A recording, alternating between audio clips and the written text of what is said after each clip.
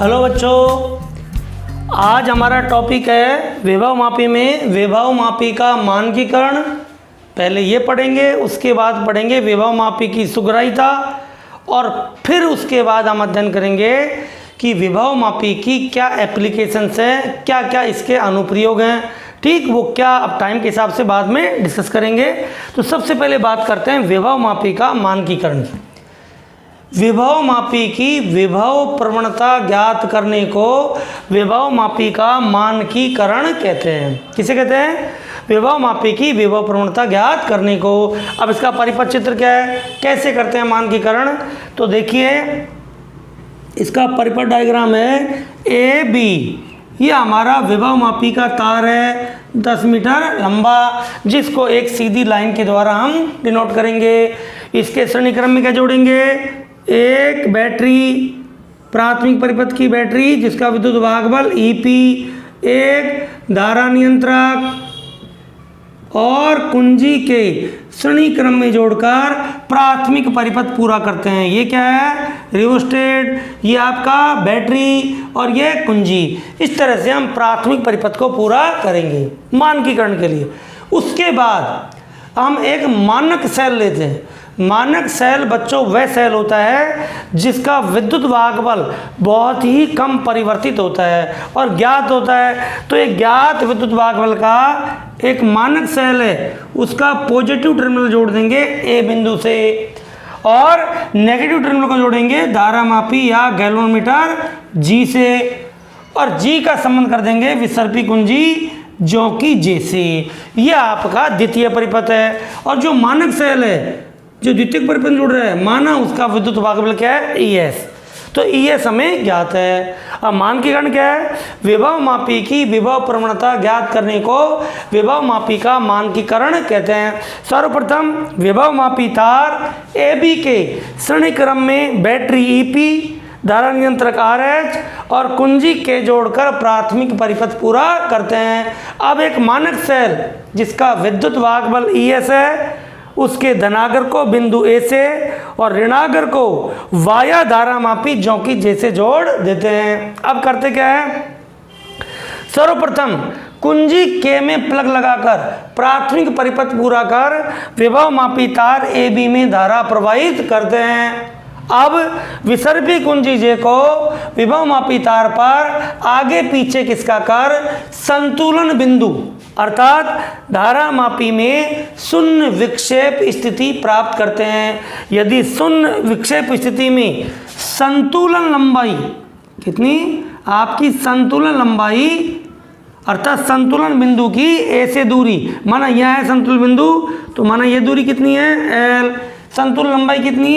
L प्राप्त हो, तब ई एस किसके बराबर होगा? ई एस बराबर एक्स एल, जहाँ पर एक्स क्या है? विभव प्रवणता। भाई इकाई लंबाई पर कितनी वोल्टेज है? एक्स। तो एल लंबाई पर कितनी होगी? X L. वो किसके बराबर होगी? ई एस के, क्योंकि इस बिंदु का विभव इस बिंदु के बराबर, ठीक, इस बिंदु का विभव इस बिंदु के बराबर, तभी तो शून्य विक्षेप आएगा। तो सेल का विद्युत भागबल इस वोल्टेज के बराबर होगा और इकाई लंबाई पर वोल्टेज एक्स, तो एल लंबाई पर एक्स एल, तो ई एस बराबर एक्स एल। या विभव प्रवणता potential gradient x equal to E S upon l. E S हमें पता है, एल हमने ज्ञात कर लिया है। उपरोक्त सूत्र में ई एस और एल के मान रखकर विभव मापी की विभव प्रवणता ज्ञात कर लेते हैं। इस तरह से हम विभव मापी का क्या करते हैं? मानकीकरण कर लेते हैं। अब नेक्स्ट टॉपिक है आपका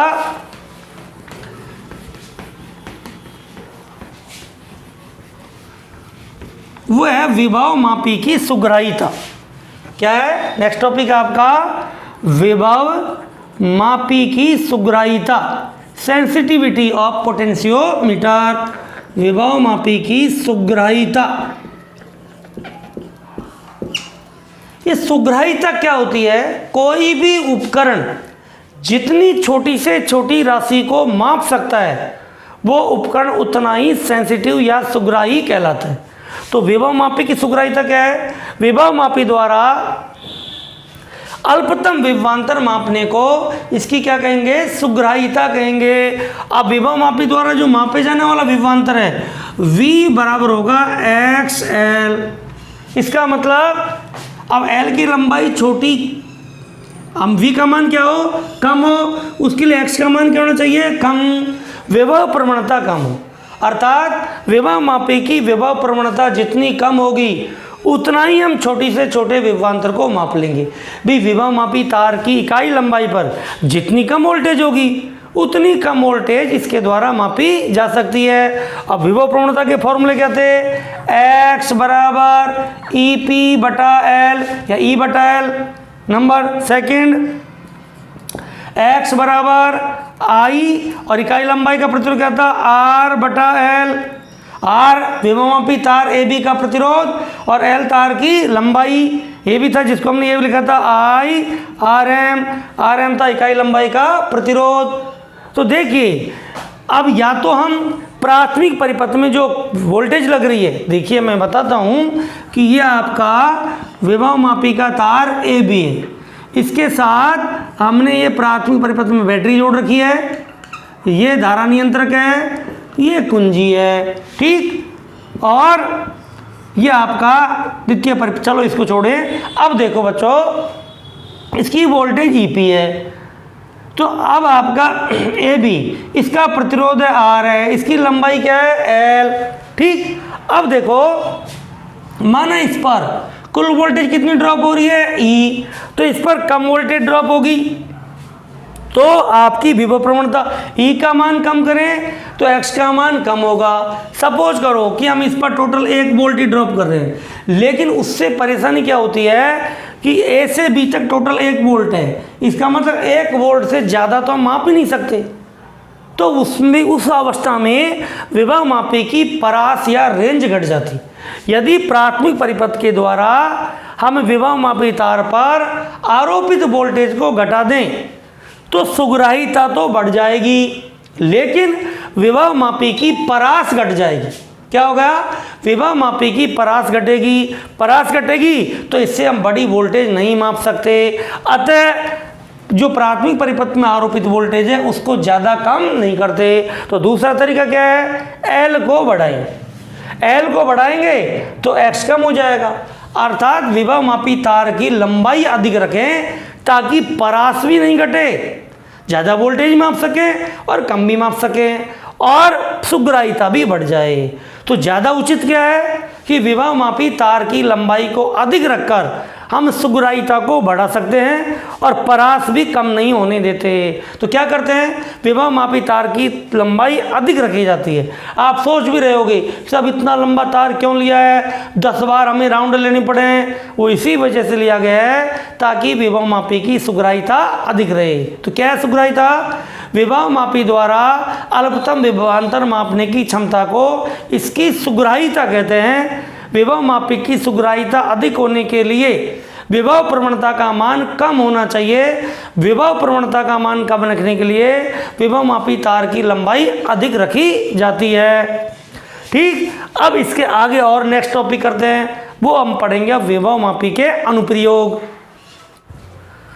अब देखिए बच्चों, अब नेक्स्ट टॉपिक है विभव मापी के अनुप्रयोग या एप्लीकेशन ऑफ पोटेंशियोमीटर।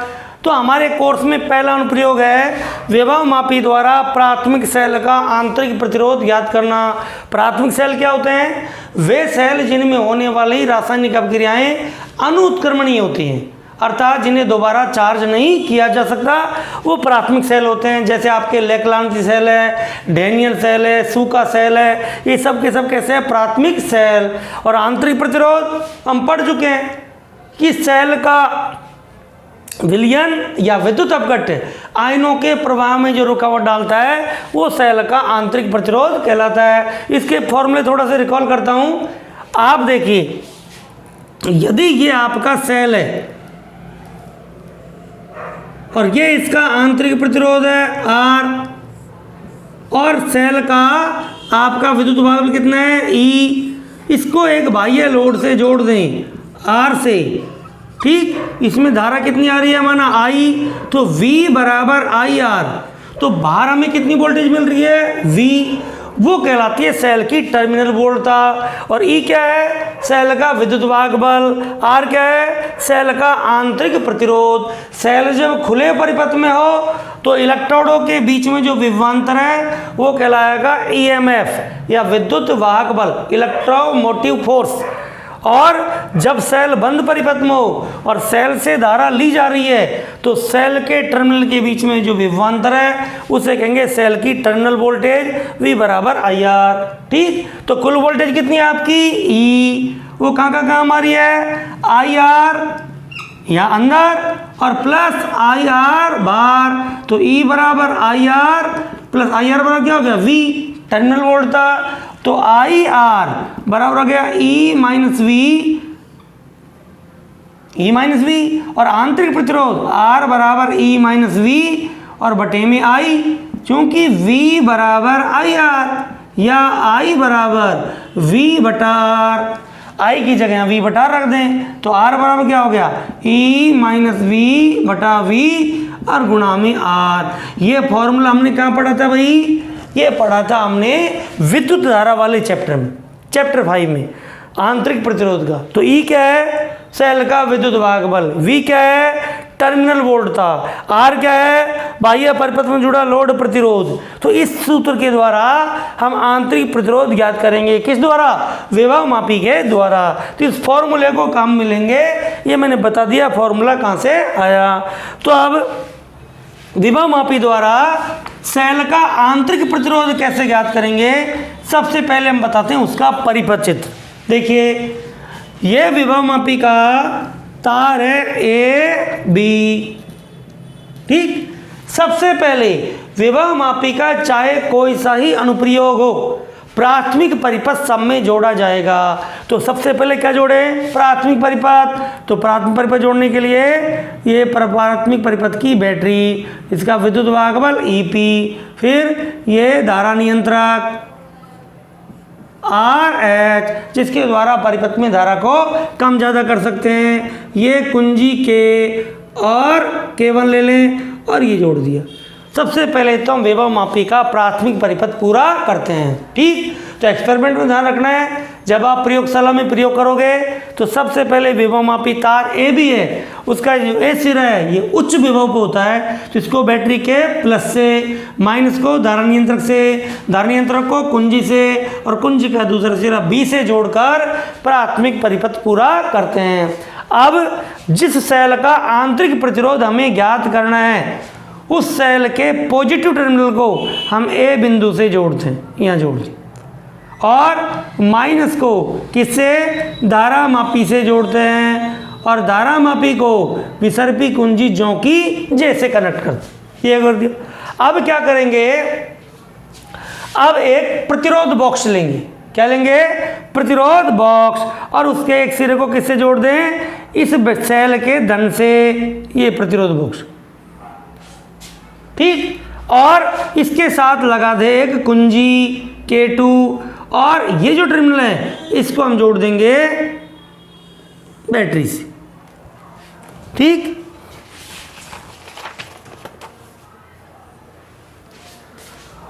और ये आपका है रेजिस्टेंस बॉक्स। ठीक, और इस तरह से हम इसका विद्युत वाहक बल कितना है? E।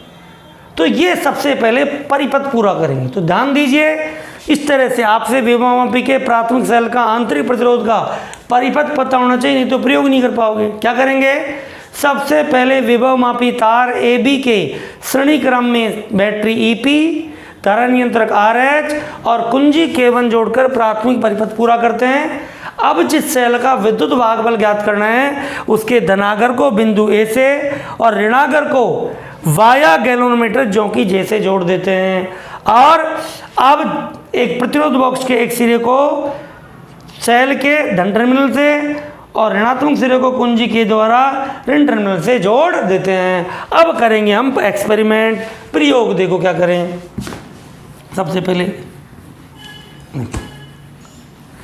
क्या है? देखो, इस फॉर्मूले को काम लेंगे, ध्यान रखना है। मैं लिख देता हूँ, R बराबर E माइनस वी बटा V गुणा R। ठीक, तो क्या करेंगे? सबसे पहले कुंजी K1 में प्लग लगाकर प्राथमिक परिपथ पूरा करते हैं और विभव मापी तार AB में धारा प्रवाहित करते हैं। इससे क्या होगा, जब इसमें धारा प्रवाहित होगी तो इस पर वोल्टेज आ गई है। अब उस वोल्टेज से हमें तुलना करनी है।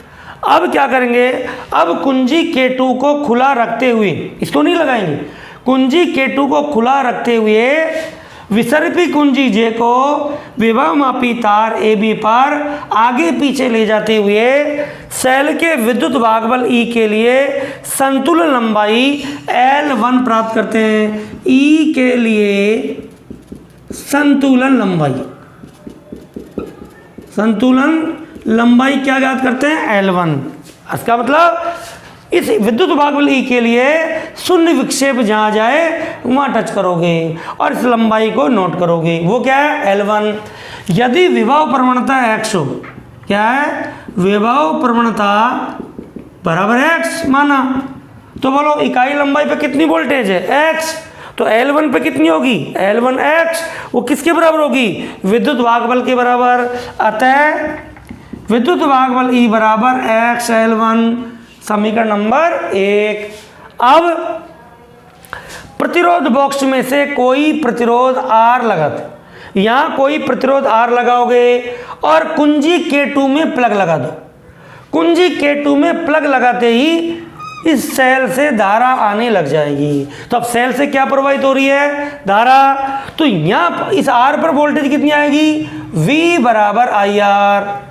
तो अब सेल के टर्मिनल के बीच में जो वोल्टेज है वो किसके बराबर है, V बराबर IR। वो क्या है, टर्मिनल वोल्ट था, क्योंकि सेल से अब धारा ली जा रही है। तो क्या करेंगे, अब प्रतिरोध बॉक्स से कोई प्रतिरोध R लगाकर कुंजी K2 में प्लग लगाकर इस प्रतिरोध में धारा प्रवाहित करते हैं, ठीक। एवं सेल की टर्मिनल वोल्टता V बराबर IR के लिए पुनः विसर्पी कुंजी J को आगे पीछे करते हुए संतुलन लंबाई V के लिए, ये आपकी क्या है, टर्मिनल वोल्ट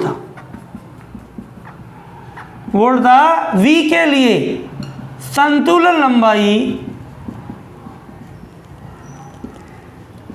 L2 ज्ञात करते हैं। अतः बताओ V बराबर क्या हो गया, V बराबर हो गया x L2, ये समीकरण 2।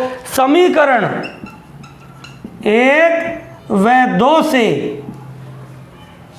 सूत्र R बराबर E माइनस V बटा V गुणा R में मान रखने पर, मान रखो सेल का आंतरिक प्रतिरोध R बराबर E का मान XL1 माइनस XL2 बटा XL2 गुणा में R। X आपका कॉमन आ गया, R बराबर X common, L1 minus L2 बटा XL2 गुणा में R, X से X कैंसिल, तो क्या हो गया, आंतरिक प्रतिरोध R बराबर L1 माइनस L2 बटा L2 और गुणा में R। तो देखो सारी चीज़ हमारे पास है। L1 हमने यहाँ नोट कर ली थी, ये मान रख सकते हैं। L2 हमने यहाँ नोट कर ली, वो रख सकते हैं। प्रतिरोध बॉक्स में से जो प्रतिरोध निकाला R वो यहाँ रख दे, तो सेल के आंतरिक प्रतिरोध का मान हमें क्या होगा, पता चल जाता है। फिर आप क्या करेंगे, अब देखिए माना धारा नियंत्रक से फिर धारा, या तो धारा नियंत्रक को रहने दें, ई को तो फिक्स रहने दिया L1 को तो, और प्रतिरोध बॉक्स में से कोई दूसरा प्रतिरोध निकाल लें। उससे क्या होगी, आपकी टर्मिनल वोल्टेज बदल जाएगी, उससे फिर दोबारा R का मान निकालें। इस प्रकार आपके आंतरिक प्रतिरोधों के हम कम से कम 5 मान प्राप्त कर लेते हैं, ठीक।